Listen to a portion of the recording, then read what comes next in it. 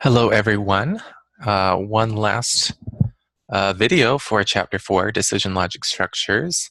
This video is just going to give you a few more tips, and hence a lot of these are contained in the textbook, and just wanted to have an extra review of these because they might help you out in your code. Here are some common errors that you'll want to avoid. Some of these I've already mentioned. So when you're using the equal sign in a comparison in a control statement, make sure you're using the double equal sign. Remember not to put a semicolon after your control statement when you're at the beginning of your if block. Don't forget your curly braces around your if block. And don't forget that you need a complete expression on each side of the double ampersand or the double pipes operators. In fact, I believe I mentioned all four of those things in my previous videos. Okay, here is another problem that often comes up. So when you're using different ranges and you have a series of if statements to determine whether something falls within a given range. So the problem, if you look at the code here on the left, that might look like good code. So if the sale amount is greater than 1,000, then they get an 8% rate. If it's greater than 500, they get a 6% rate. If it's greater than, or excuse me, less than 499, they get 5%. Well, the problem here is that anything greater than 1,000 is also greater than 500. So if the sale amount was 2,000, then the first if statement would set the commission rate to 8%. But then on the next line, the sale amount is still over 2,000 is greater than 500. So then it would overwrite what we just did and change the commission rate to 6%. So when you're using a set of if statements to determine a range, you want to make sure that you're not overriding what a previous if statement did. And a good way around that is to include else keywords. So instead of just if, use if commission is greater than 1,000, else if commission is greater than 500, else the commission rate is something less. So instead of if, we're using if, else if, else if, else if, and so on and so forth. Be very careful when you're using the conditional and or the conditional,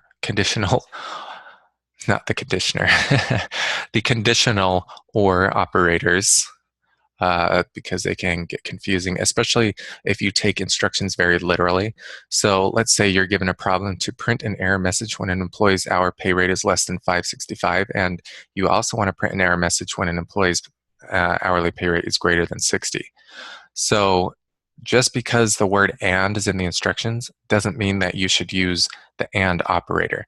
If you have pay rate is less than 565 and pay rate is greater than 60, this will only be true if both of those conditions are met.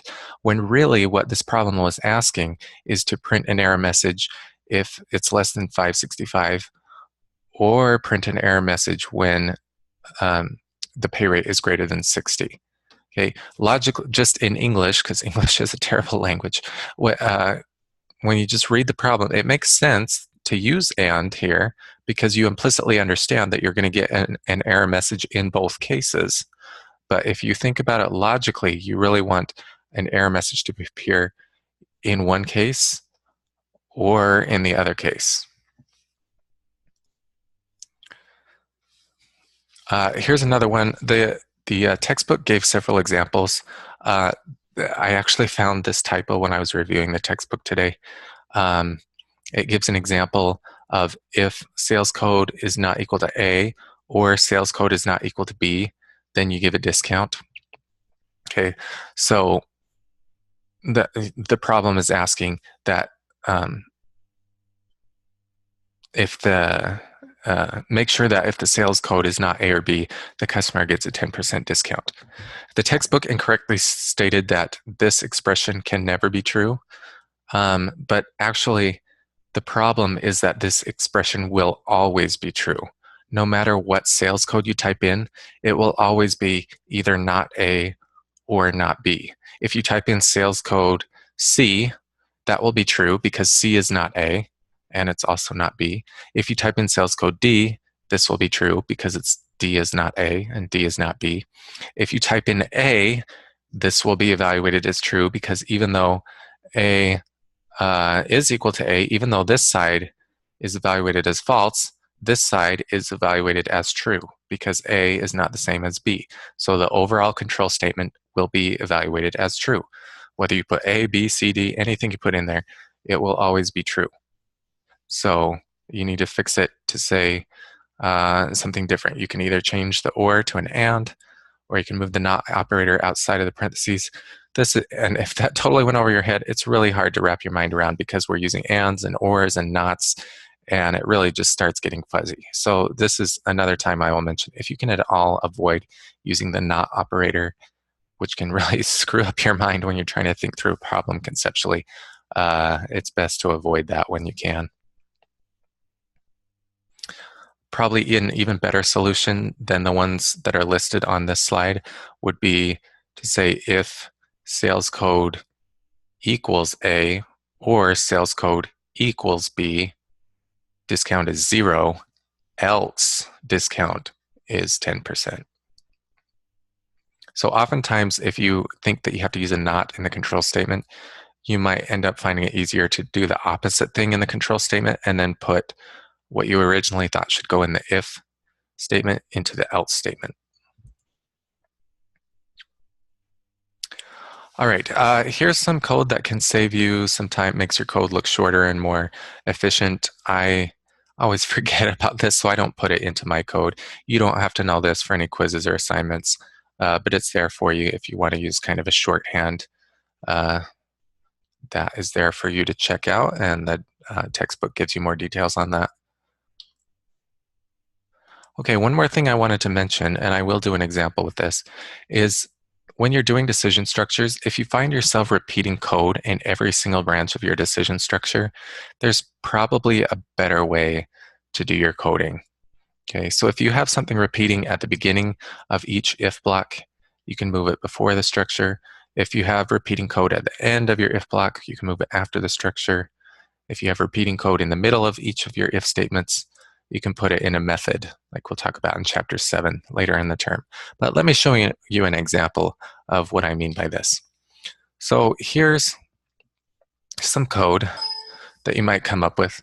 So in this code, we're evaluating if some numerical variable called var1 is set to the value of 1, then we will perform the code that is inside the if block. We'll declare an int variable called total1, set it to 20, and write your total is. And then in our next if statement, else if var1 has the value of 2, then declare an int variable called total2 and set it to 30 and write your total is and the total 2. So we're repeating a lot in the way that this code is written. So in this example, whether the path goes through the if or the path goes through this other else if, in both cases we're declaring a new variable, giving it a new name, and then using the write line method. So I'm going to let you keep this bad example in the slides, and I'm going to show you a more efficient example of this code. Now, this code might execute correctly. It might make your application do what you want it to do. And if that's the case, then that's okay. At least, for the purposes of the homework and the exams, if you code something and it works the way it's supposed to work, you'll get all the points for it. So if I gave you some problem and you coded it this way, as long as it works, you'll get the points for it. I just wanted to give you some tips so that if you're interested in not just getting your work done, but in also coding it more efficiently and getting higher quality code, especially if you plan to continue coding after this course is over, then this concept should be useful to you. Let me jump over to Visual Studio. I'll actually jump over to Notepad++ because this is just a snippet of code. It's not a full application. I just want to show you this code. And I will post this as well so that you can compare this code to what is written in the slides. And in fact, I'll even keep the inefficient code here in this file Okay, now I have an if statement,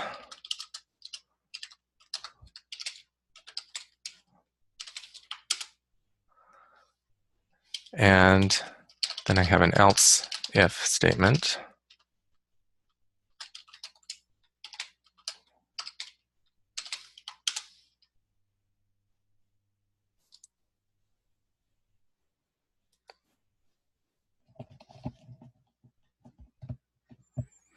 So I'm not sure if I had mentioned this in previous videos, but you can use if, else if, else if you have a series of cases, but you don't want to necessarily nest all of your if statements inside of each other, or use the and or operator.